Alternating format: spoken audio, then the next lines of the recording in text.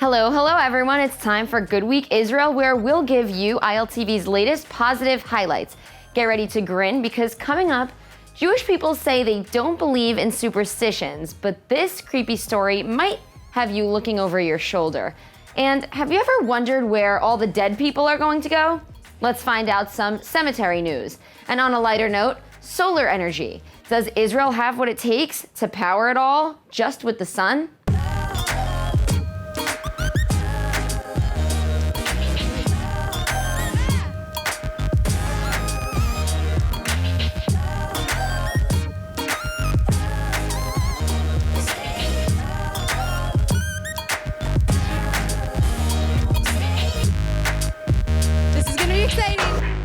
In Israel, people don't typically celebrate Halloween, but this year, ILTV's Nittany Manson looked into some spooky tales and has a true-to-life story that's sure to send shivers down anyone's spine. Demon, spirit, restless soul. Every faith has their own words, and Judaism is no exception.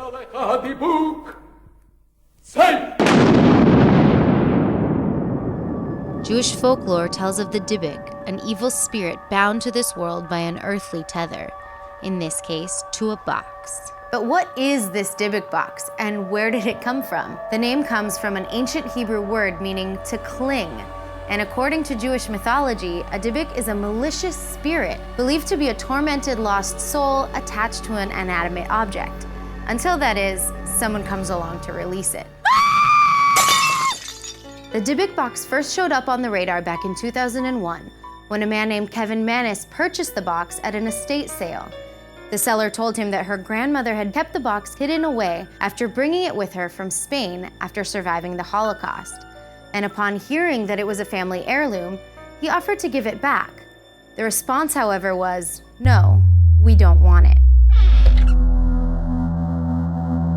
This should have been his first clue that something was wrong, but Manis took the box home, and inside it he found some rather strange items, including a lock of blonde hair, a small statue with the Hebrew word shalom engraved on it, and a single candlestick. While in possession of the box, Manis and his family experienced some unnerving occurrences, horrific shared nightmares, the stench of cat urine, and most damning, his mother suffering a stroke the exact day he gifted her the box. He realized he could no longer keep it and put it up for sale on eBay. Over the next few years, the box switched hands a few times, causing those coming in contact with it to suffer, from hair falling out to coughing up blood, full body welts, and nightmares. One owner even went so far as to consult rabbis to see how to reseal the Dybbuk inside the box, and then he hid it away, until a later time when he would donate the box to Ghost Adventures star Zach Baggins to keep in his museum of haunted artifacts, which is how it came into contact with American rapper Post Malone. Malone was visiting his friend Baggins after a show when they decided to take a look at the Dybbuk box. In a later interview with E.T., Baggins explained how once in the room they felt odd and even lost control of his actions, beginning to panic and weep as an unknown force urged him to become a conduit and touch the box with one hand and Malone with the other. The pair then fled the room, and in the coming weeks, Malone was the subject of major media coverage as he experienced a series of very unfortunate events. First with the tires blowing out on his small plane that forced an emergency landing, and then his being involved in a near-fatal car accident. In his E.T. interview, Baggins explained Malone's curse, saying it always happens in threes. Things like this happen, this is real stuff. Malone was not the only time that the Dybbuk box garnered large media attention either. In 2012, the film The Possession was loosely based on this story, and strange things befell the cast and crew. Slow down! Are these just coincidences? Maybe the Dybbuk is real after all. But here at ILTV, we agree that whatever you do, don't mock the box. Happy Halloween. Israel's holy city is overflowing with the dead, and to combat this problem, Jerusalem's biggest burial society has now teamed up with a local engineering firm for an incredible solution. Nittany Manson has the story. At the city's most western edge, the Har HaMenuchot Cemetery stands as the largest burial ground in Jerusalem. But due to a rapidly growing population and fear of running out of space to put them, a new necropolis is being built into the side of the mountain, right under the grass of the current graveyard. And this isn't a wholly new idea. The ancient Romans called them catacombs, and they weren't the only people to put bodies in caves underground. This was also done during the Second Temple period in Israel, but typically bodies were exhumed after a time and reburied into alcoves in the tunnel walls, which won't be happening here. Whatever the case, experts say this alternative is a must, as the more cemetery space is needed in Jerusalem, the less people will actually have to live. That's in part due to the fact that the demand to be buried in the Holy City is very high. Well, the project is set to cost $77 million, and the construction will put graves 160 feet under, into air-conditioned tunnels that visitors can reach using elevators. Then, the corridors are expected to be lined with Jerusalem stone and brightly lit, with an app helping you to locate specific tombstones. Project organizers also say upkeep will be minimal, since wind or snow won't be able to take a toll on the plots. But with space for 23,000 graves, it's only expected to take 10 years to fill them. So while the catacombs will surely help people in the capital city, some advocacy groups say graves should be built in the Negev, a wide-open desert land in the south of Israel, even if it means visitors would have to take public transportation to get there. Creepy. Well, Jerusalem is one of the top tourist destinations in the world, and it can be a life-changing place to visit. But for some tourists, getting to know Jerusalem can also be overwhelming, so much so that they start to have mental delusions. This phenomenon is called Jerusalem syndrome, a disorder that's been affecting hundreds of people for the last century. ILTV's Natasha Kirchuk headed to Jerusalem to find out just how it's triggered. In November 2017, 29-year-old Oliver McAfee went missing in the Israeli desert. At first, officials thought he had gotten lost while cycling. The last trace found of him was a series of notes with passages from the Bible scattered on paper and rocks across the desert. Until today, the young British tourist hasn't been found, and police believe he may be suffering from a unique condition, Jerusalem syndrome. Jerusalem syndrome is a behavioral phenomenon when the tourists who come to visit Israel present themselves as incarnated figures, mostly Messiah, biblical figures, and they have a mission here. That mission can be anything from preparing the Last Supper to attempting to tear stone blocks out of the Wailing Wall. One Irish schoolteacher even made her way to a Jerusalem hospital, claiming she was about to give birth to baby Jesus. It turns out she wasn't even pregnant. Every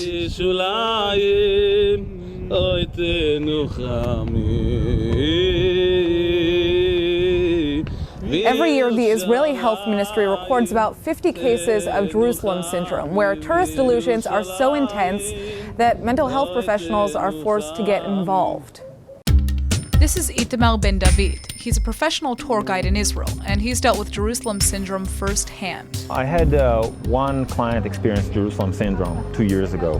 We set an itinerary. He would keep telling me how he's pure-blooded. He's 98% Ashkenazi Jew. He got his blood tested, and he really felt like he's a descendant of King David.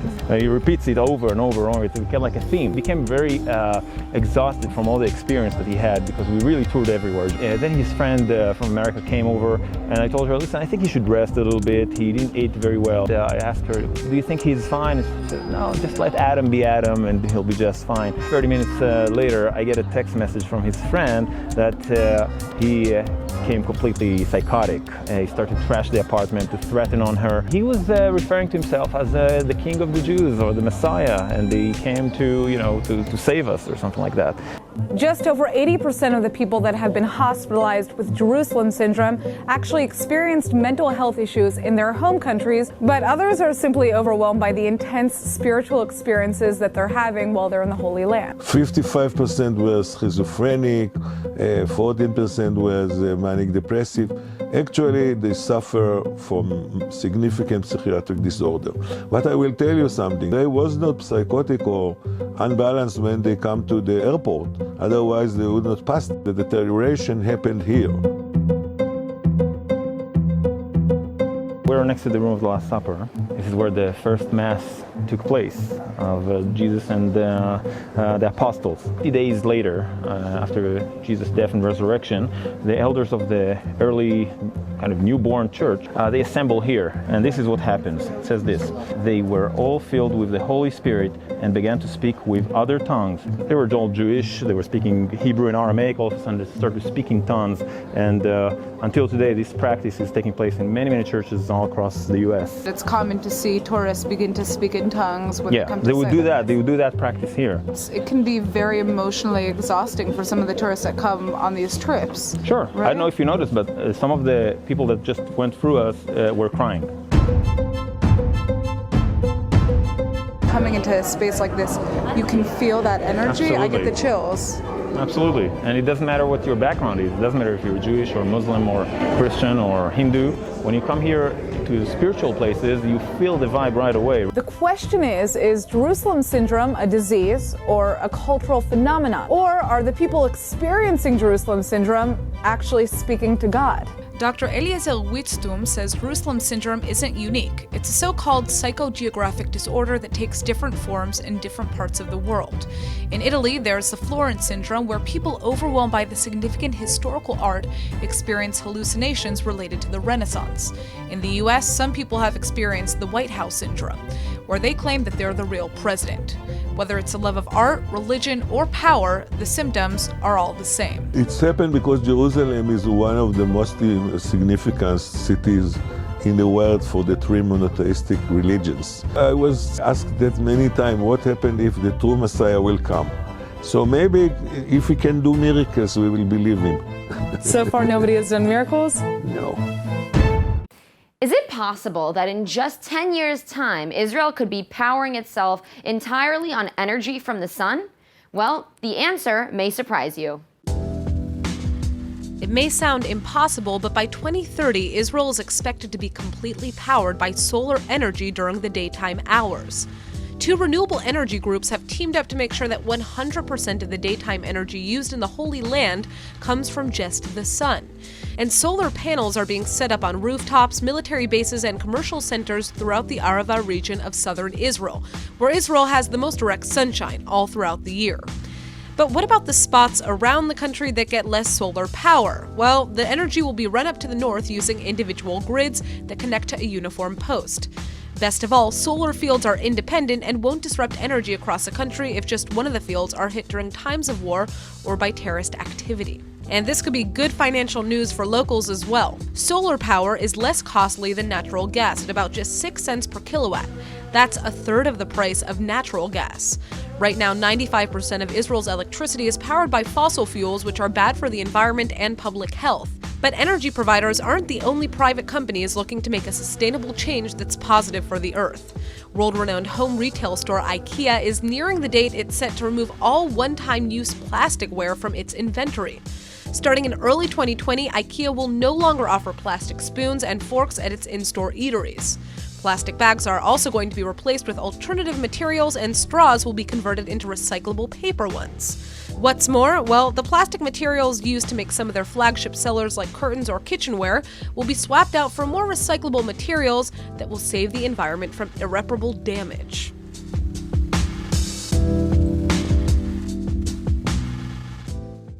Impressive. Now, the annual night run is a classic staple of Tel Aviv city culture, and I got to participate in it for the first time this year. So let's have a look at what went down on the streets of Tel Aviv. There are 25,000 runners out here tonight. Every year, the Tel Aviv municipality puts on a 10-kilometer or 6-mile night run. It's my 5th year to do it, so it's a great event and it's a lot of fun. Before the event begins, the streets are cleared and quiet. But once the race starts at 8:30, all hell breaks loose, and you can really feel the energy of the city. Hey, why are you running tonight? Oh, I love it. You love it? Why? Pleasure, joy, health, happiness. Runners come from all over Israel to participate. Married couples from Beersheba, friends from Petah Tikva, and Orthodox Jewish women from Jerusalem. When when I just first moved here, I asked myself, what all these people run to? I mean, what are they doing? 2 years after, I see that I'm also doing the same thing that they did. Other cities usually host runs during the day, but in Tel Aviv, the temperature is just too high, and many people choose to head out for their exercise under the moon. I think it's easier for me to work out here in Israel. It's much more conducive to running than where I'm from in Texas. Tel Avivians are really passionate about moving their bodies, but they're also really excited to party. Every year, the night ends in a huge party with music, performers, dancing, and even pizza as a reward for their hard work.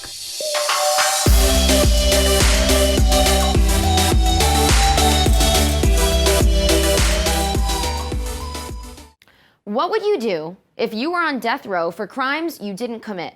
Well, Netflix is about to tackle this topic with the release of its latest show about a Nazi death camp worker who is accused of being one of the worst, most merciless offenders of the Holocaust. John Demjanjuk, he was a family man. He was living the American dream. He was a good American citizen. Up until the government came along and said he was Ivan the Terrible.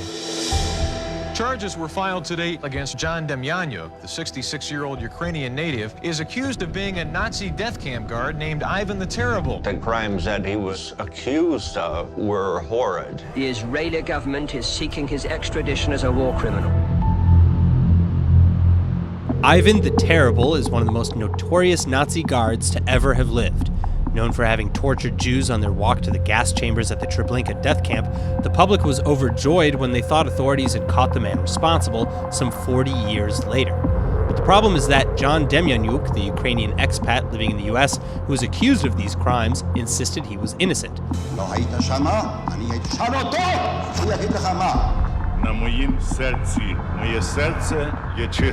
And evidence suggests that he was right. You see, Ivan is the Ukrainian translation for John, and even though survivors from the camp testified that he was the one they wanted, a lack of compelling evidence saved him from the death sentence. Well, so the Netflix docuseries called The Devil Next Door will be released on November 4th, highlighting Demjanjuk's case and getting into the nitty-gritty of what went down after he was extradited to Israel in 1986 to stand for a trial that was supposed to end in death by hanging. And finally, the show is meant to be suspenseful and factual, but it's also reminding German prosecutors that time is running out to nab Nazis who are still living under the radar. Demjanjuk could have been a monster or a victim of wrong identity. My deepest fear is that I think he can be anybody. If you've ever seen someone being dragged out of the water because they were close to drowning, you know just how terrifying that can be. But thanks to new Israeli technology, lifeguards might have a helping hand when it comes to surveying the water for swimmers who are in harm's way. Drowning is the #1 cause of death for kids between 1 and 4 years old. It's also the third leading cause of unintentional death worldwide.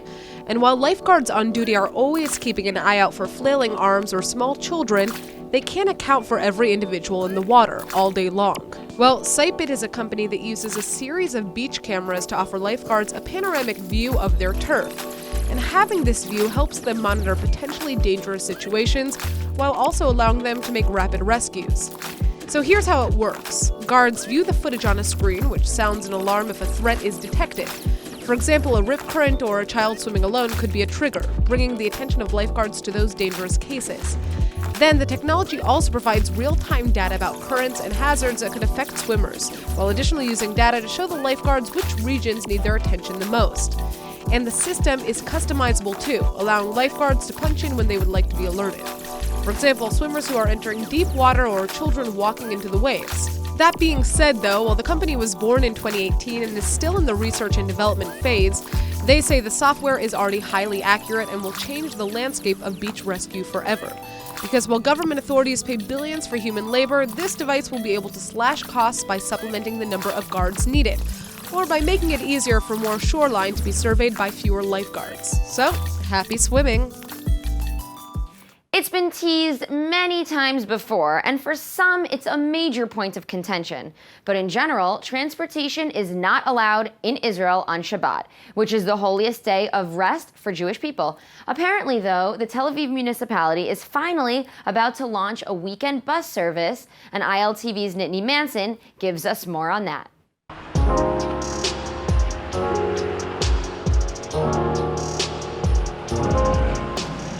Public buses in Israel do not run on Saturdays, and though it's been promised by politicians on the campaign trail, Tel Aviv has never introduced public transportation on Saturdays. Until now. The municipality has announced 7 new bus lines that will transport people on Saturdays for free. The buses will also pick up people from Tel Aviv suburbs like Givatayim or Ramat HaSharon, ideally making it easier for folks to get to the beach without a private car on their day off. Cities like Ramat Gan outside of Tel Aviv also announced bus services on Saturday early this year, but haven't officially gotten it off the ground. While people who don't observe the Sabbath argue that they are at a disadvantage without the bus, many from the religious community claim that running buses on Saturday reduces the Jewish spirit of Israel, which has a blurred line when it comes to church and state. Currently, the only city in Israel that does have a public bus service is Tiberias in the north, and it only has one line. A new TV series documenting Prime Minister Netanyahu's personal and political career is in the works, and it's based off of a book written by an Israeli journalist. ILTV's Nittany Manson has the details on that. Love him or hate him, the man will certainly go down in history for his many accomplishments from before, during, and eventually after office. We're talking, of course, about Prime Minister Netanyahu. And now his life story is getting the TV treatment as a new biographical series gets ready to kick off. But the show is based off Israeli journalist Ben Caspit's book called The Netanyahu Years, which highlights the prime minister's political and personal career. The book was published in 2017 and became a bestseller for uncovering the divisive nature of Netanyahu's policies and all the scandals he was involved in. Founders of Avot HaMeiri, the production company behind the series, say it's the biggest true story they could deliver from Israel to the world, adding that nobody has influenced the country more in the past 20 years than Netanyahu, and saying that Netanyahu's populist rhetoric was prevalent long before President Trump adopted those techniques. The series is supposed to get psychological and address how personal problems behind the scenes came to the forefront of Bibi's political career. Avot HaMeiri is known best for producing the hit series Shtisel. That's all for today's Good Week Israel. We hope we've helped you start your week with a smile. I'm Shanna Fold. See you next time.